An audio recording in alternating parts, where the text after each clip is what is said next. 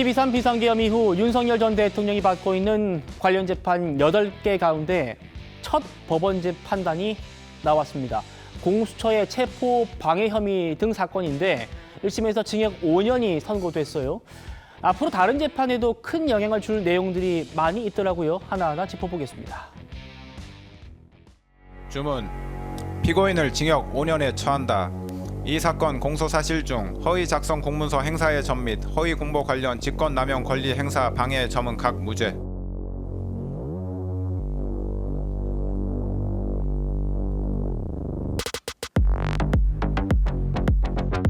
오늘의 유죄 판결은 대통령의 헌법상 권한 행사와 형사 책임의 경계를 지나치게 단순화한 결정입니다. 이 논리가 그대로 유지된다면 향후 어떠한 대통령도 위기의 상황에서 결단을 내릴 수 없게 되며 통치행위는 언제든지 사후적으로 범죄로서 재구성하게 될 위험에 놓이게 됩니다. 이 사건의 피고인은 개인 윤석열이기 이전의 국가 원수였습니다.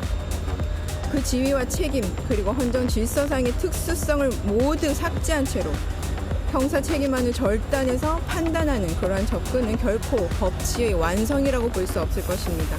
오늘의 제35부 판결은 3급심에서 반드시 재검토되어야 한다는 그런 중대한 법리적인 오류를 포함하고 있다는 말씀을 드립니다.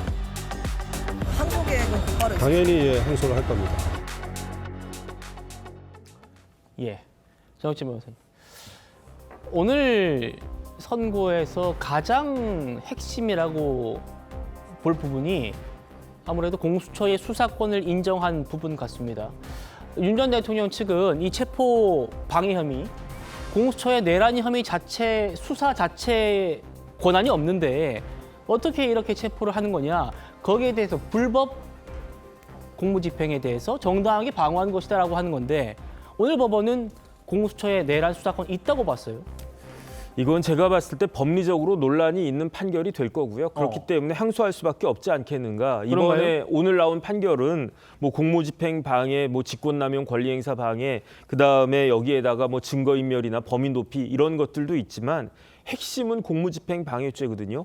공무집행 방해죄 구체적인 내용은 뭐냐면은 공수처의 체포를 윤석열 대통령 측이 방해했다는 거 아니었겠습니까? 네. 그런데 공무집행 방해죄가 성립하려면 그 공무집행 자체가 적법해야 되는 거거든요. 그렇죠. 그런데 공수처가 쓸데없이 나서가지고 일을 이렇게 만든 겁니다. 왜냐하면 공수처는 수사할 수 있는 게 모든 걸 다 수사할 수 있는 기관이 아니에요. 공수처는 공수처법에 공수처가 수사할 수 있는 범죄가 쭈루룩 열거가 되어 있는데 거기에 내란죄가 없거든요. 만약에 경찰에서 이런 수사를 했다라고 하면 아무런 문제가 없었을 겁니다. 그런데 수사권이 내란죄에 대해서 수사권이 없는 공수처가 저렇게 수사한다라고 하면서 체포하려고 했기 때문에 이런 논리가 생기는 건데요. 네. 그런데 오늘 재판부 제가 아직 판결문 읽어보진 못했지만 오늘 쭉 그 기사를 갖다가 봤더니 내란죄의 부수에서 직권남용죄를 수사할 수 있다 이게 아니고 반대로 직권남용죄의 부수에서 내란죄를 수사할 수 있다 이런 논리를 갖다가 지금 재판부에서 이야기하고 있는 것 같은데 네. 그러니까 쉽게 말하면 이거는 꼬리가 몸통을 흔든다는 것과 똑같은 거거든요.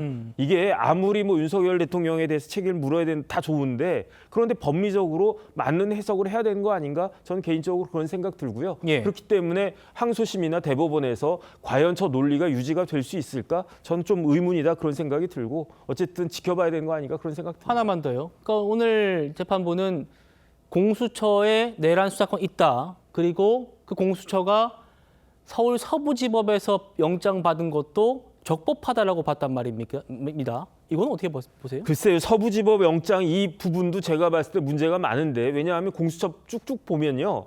중앙지법에다가 청구해야지 서부에다가 청구하는 예도 없었고 해석도 그렇게 되지가 않습니다. 하지만 예. 서부지법에 영장 청구하고 하는 거는 절차적인 문제니까 제가 조금 전에 말씀드린 그 부분에 비하면 상대적으로 좀 그 강도가 약하다고 할 수는 있는데 네. 어쨌든 이래저래 문제가 많은 거고요. 그렇기 때문에 이 중대한 사건에 있어서 공수처가 쓸데없이 나서가지고 제대로 능력도 없으면서 쓸데없이 나서가지고 일을 굉장히 복잡하게 만들고 국론을 또 분열시키게 만든 것이다. 저는 안타깝다는 생각도 듭니다. 예, 윤 전 대통령 측도 변호 논리를 그렇게 세웠습니다. 공수처에는 내란 수사권 자체가 없다. 윤 전 대통령도 그렇게 말해왔어요. 들어보시죠.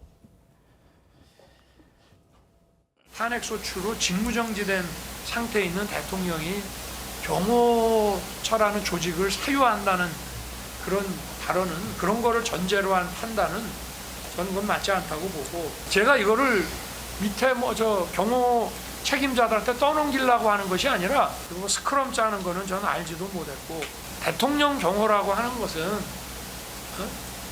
어떻게 보면 아무리 지나쳐도 과하지 않다라고 볼 수 있는 것이고, 어디까지가 의무 없는 일이라 직권남용이고 어디까지는 해도 되는 건지, 그런 것을 사법적으로 과연 재단할 수 있는 건지.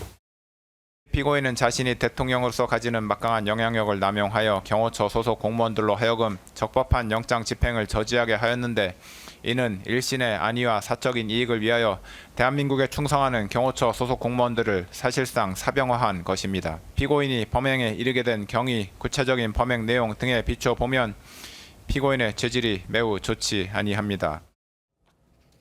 네, 차 교수님. 예. 이제 사실 볼류 사건이라고 하면 내란 우두머리 혐의 재판 아니겠습니까? 그 재판에서도 이 공수처의 이 수사권 인정 문제. 왜냐하면 모든 지금 특검의 이 증거 능력들이 다 공수처의 공수처가 이 확보한 증거로부터 시작된 거기 때문에 굉장히 중요한 재판이었단 말입니다. 네. 오늘 법원 판단 어떻게 보십니까? 저는 국민의 그러니까 입장에서는 상당히 바람직한 판결이 나온 것이 아닐까라는 생각이 듭니다. 예. 공수처 수사권 논란, 그리고 또 영장을 발부받는 관할 법원의 논란은 애초부터 진행되어 왔던 것이긴 그렇죠. 합니다만, 일단 1심 재판부가 문제가 없다고 한 만큼 저 같은 법률 문외하는 입장에서는요, 사실 그것보다 더 중요하게 생각하는 것이, 결국은 지금 대통령의 지금 아까 말이잖아요. 자신의 대통령을 그러니까 지금 경호하기 위해서는 어떠한 수단과 방법을 가리지 않고 다 할 수 있다는 식의 그런 발상. 그 발상에서 사실 불법적인 비상계엄이 시작됐던 것이거든요.